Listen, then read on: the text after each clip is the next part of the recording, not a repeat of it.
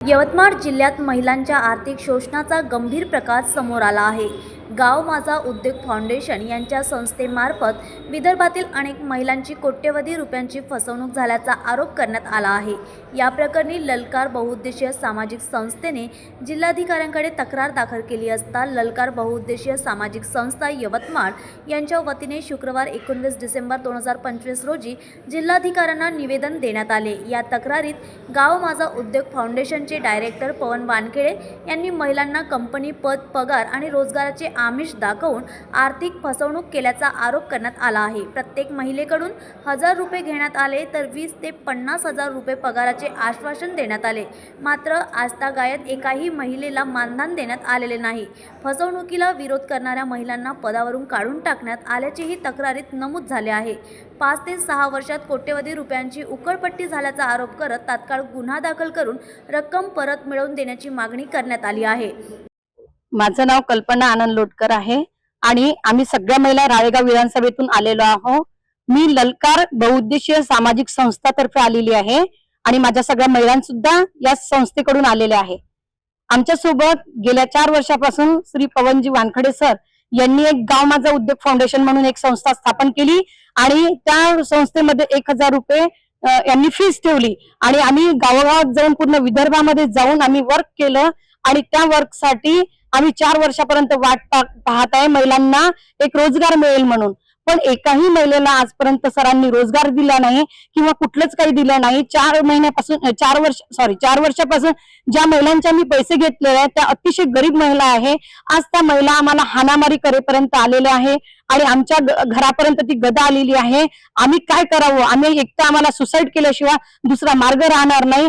यातून सरांनी प्रत्येक महिलेचे घेतलेले पैसे लवकरात लवकर वापस करायला पाहिजे, नाही तर आमच्या सर्व महिलांना ज्या 2-3 हजार महिलांचे जे आम्ही हे केलेले आहे, रजिस्ट्रेशन केलेले आहे, त्या महिलांचे एकतर पैसे वापस द्यायला पाहिजे, नाहीतर मग आमच्यासाठी एकतर रोजगार उपलब्ध करून द्यायला पाहिजे। जर सरांकडून हे होत नसेल तर आम्ही ललकार बहुउद्देशीय सामाजिक संस्थातर्फे आम्ही तीव्र आंदोलनाचा इशारा देत आहोत।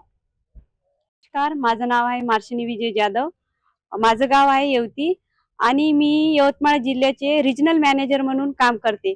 म्हणजे यवतमाळ जिल्ह्याचे 42,000 महिला मला सांभाळावं लागते। आता ह्या 42,000 महिलांचा कॉल मला रोज, म्हणजे मला जेवायला वेळ नाही भेटत। ह्या महिलांचं म्हणणं असं आहे, मॅडम तुमचं जेवढं पद मोठं आहे तसं आमचं महिलांचे पैसे तुम्ही काढून द्या। आणि जे आमचे पदाधिकारी आहे CC, TC, VC यांचे म्हणणं आहे की आमचे पैसे काढून द्या। राळेगाव विधानसभा, यवतमाळ विधानसभा, वणी विधानसभा, उमरखेड विधानसभा, पुसद विधानसभा, हे सर्व 16ही तालुक्यांचे महिलांचे मला कॉल येत आहे। कारण की मी खूप त्रस्त झाली या फोनच्या पायीनं आणि वानखडे सरांना सुद्धा म्हटलं होतं, सर की बा तुम्ही माझ्या घरी या, माझ्यासोबत ऍग्रीमेंट करा, कारण की मला महिलांचा खूप त्रास होत आहे। सर आले होते 20 नोव्हेंबरला। सरांनी म्हटले ठीक आहे करतो म्हणे। 5 दिवस राहिले तरी आजपर्यंतही माझ्यासोबत काही ऍग्रीमेंट केलं नाही। माझं म्हणणं होतं सरांना, जेवढे माझ्या अकाउंटवरून पैसे जाऊ नये, महिलांचे जेवढे अकाउंटवरून पैसे जाऊ नये तेवढेच पैशाचा तू ऍग्रीमेंट कर। तरी सरांनी काही आमच्यासोबत ऍग्रीमेंट करायला काही तयार नाही। हो म्हणते, करतो म्हणते, पण सरांनी काही ऍग्रीमेंट केलं नाही।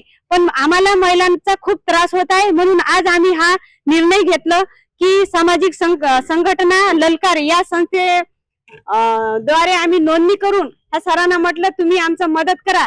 तर ह्या सरांनी आमचं मदत, म्हणजे ह्या SP साहेबापर्यंत, आम्ही कलेक्टर साहेबापर्यंत गेलो आणि आता माझं तर असं म्हणणं आहे की SIT ची जांच करावं SP साहेबांनी, कारण की महिलांचा घोटाळा आहे, साहेबाचा घोटाळा आहे, वानखडेचा घोटाळा आहे, हे पूर्ण समजून जाते। वानखडे सरांचं असं म्हणणं आहे ना की मीनच थोडी पैसे खाल्लेले आहे, महिलांनी खाल्लेले आहे। महिलांनी जर खाल्ले असेल तर त्यांनी प्रॉपर्टी घेतली असेल का? मग महिला घरदार विकून पूर्ण ह्या गाव माझ्यासाठी पूर्ण त्याग केलं। पगार नाही, पाणी नाही, पूर्ण घरदार सोडून लहान लेकरं, असे लेकरं रात्रंदिवस आम्ही सोबत घेऊन रात्रीचे 12 वाजता, 1 वाजता, 2 वाजता लेकरांना शिक्षणाचा त्याग सुद्धा 1 वर्ष, माझ्या मुलांचा 1 वर्ष शिक्षणाचा त्याग झाला तरी आम्ही काम केलं।